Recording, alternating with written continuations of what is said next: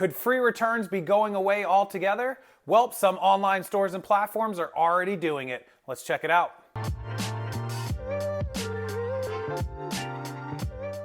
Yeah, welcome in Rockstars to the channel. December 26th, 2023, Tuesday afternoon. Hopefully you had a very Merry Christmas. Welcome back into the channel. Welcome back to the routine through New Year's. And the story out today is that some of you people that love free returns, buying stuff on the internet, returning it for free, having your choice of all kinds of stuff, those days could be numbered, because according to some platforms, online stores, and retailers, it is costing entirely too much money for third-party sellers and platforms and retailers alike to absorb all the cost that comes with free returns. Remember, if you buy something and you return it with free returns where us, the seller or the store, pays for it, then we incurred the cost of getting it to you, incurred the cost of getting it back, and now we have to resell the item a lot of times at a discount because you opened it or it's used or it's no longer sealed. And that's why eBay thankfully has a policy where we can deduct for that if you return an item in condition that it wasn't otherwise in. Like if you buy a brand new item, you open it up, use it, test it out, send it back to us, we can deduct for that. But a lot of platforms are still on the brand new, regardless what happens, free return train. And those days could be coming to an end. Let me take you over and check out this story. And it's incredible. I don't like free returns, but I do free returns as a seller because the math works. But nobody likes eating those costs. And I would, for one, be happy if free returns went away, just being totally honest. What do you guys think? Do you think free returns should go away? Do you think they shouldn't exist? Do you think that the buyers who screw up should be charged fees? How do you feel about free returns? Let me show you the story and then I'll read your comments below and respond to as many of them as I possibly can. So thank you guys for checking in and watching this. Let's go over and read the story together. Okay, here we are. This is a story by Nathaniel Mayerson. It's CNN. Again, I don't watch any news company, Fox, CNN, MSNBC, mainstream media at all for any of their news. However, sometimes one side or the other will come out with stories that are actually decent. So as we scroll down, if you're thinking of sending back a disappointing gift you just received over the holidays, the return may bring even more disappointment. Americans have grown accustomed to free returns, but a growing number of retailers are charging fees.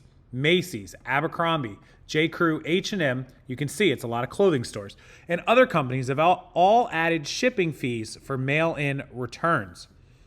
It's not just the big mall brands either. 81% of merchants are now charging a fee for at least some methods of return, according to Happy Returns, which is a logistics company that specializes in returns. Amazon has started charging customers a $1 fee if they return items to a UPS store when there is a Whole Foods, Amazon Fresh grocery store, or Kohl's closer to their delivery address. Amazon, of course, they own Whole Foods and Fresh and have a partnership deal with Kohl's. So they want you to use those companies to return. They don't want you to take it to UPS. Obviously, that costs them more money. Amazon also recently started flagging frequently returned products on its website. Amazon is adding the badge to product listings on items with significantly higher return rates for their product category, spokesperson said. So as a seller, you're going to know, like, hey, if I sell Apple watches, they have a really high return rate, or they don't. You'll know that right away. You won't want to sell that kind of stuff. Return rates have spiked in recent years as shoppers buy more online. Shoppers are likelier to return purchases they haven't seen or tried on in person, right? Which is why clothing is such a pain. And shoes are even worse. Shoes are ridiculous. Here's a staggering number. Customers sent back nearly 17% of total merchandise they purchased in 2022, totaling $816 billion, almost $1 trillion, and almost 20%, a fifth, of all items were returned. This is from the National Retail Federation. That was up from 8% in just 2019. So just a 4-year increase saw it more than double. Now, granted, sales took off because of the pandemic in 20 and 21, but that's staggering.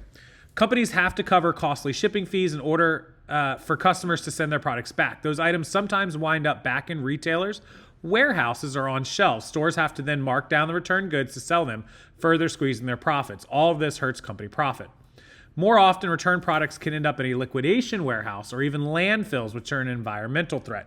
In some cases, stores are letting customers keep their returns instead of sending them back, low-priced, bulky items like furniture, kitchen appliances, home decor, baby chairs, walkers, strollers, other items where it's costly for the retailer to cover the shipping costs for the return. We all know about that. How many people in the comment section have ever had to just return somebody's money rather than have them return the item because it was just too expensive to get the item back, didn't make sense. You just gave them the money and were just done with it. I tend not to do that. I always make people send it back because they usually go away if you tell them to send it back. But I've had some people do it and then they go to, okay, give me the label. And I'm like, forget it. You know what? I'm just refunding you. It happens rarely, but it does happen. Americans increased their spending this holiday season, but at a slower pace than last year. Retail sales increased 3.1% from November 1st to December 24th, compared with the same period a year earlier, according to the data released on Tuesday from MasterCard Spending Pulse, which measures in-store and online retail sales across all forms of payment. So it went up 3.1%, but of course in previous years it shot up more because of the pandemic, because of online sales, online spending. Only a 3% increase from November 1st to December 24th, when back a few years ago, it was like a 5%, 8% increase. So those are staggering numbers in my opinion. These two are the ones that stand out to me. 17% of all merchandise is returned, almost 1/5, and $816 billion, nearly $1 trillion, double just 4 years ago, nearly $1 trillion in merchandise was returned. Customers, Amazon made it too easy for customers to just, whoop, don't want it. Oh, I'm going to buy 3 sweaters, a medium, a large, and an extra large, and keep the one that fits me properly and send all the rest back. It basically, customers have just gotten this free willy-nilly because retailers were so begging people to buy from them. They were willing to do whatever it took to get them to buy. And I'm just not going to play that game very much anymore. I'm thinking of getting rid of free returns. The math works for me. It always has worked. I preach that. But it's just so hard. Like if the sales drop off, I'll go back to it.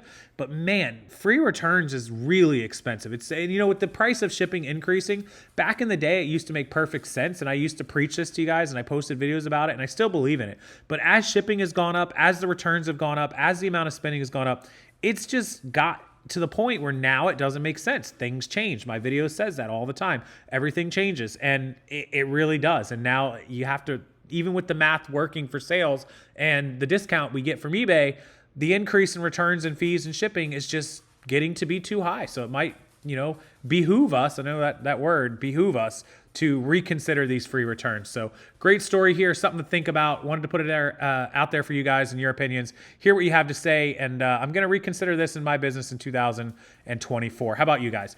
With that, please hit the like button. It helps the YouTube algorithm. Share this story out on your Instagram stories or Facebook posts or TikToks or Twitters or wherever you do social media. It would mean a lot to me for you to share it as well.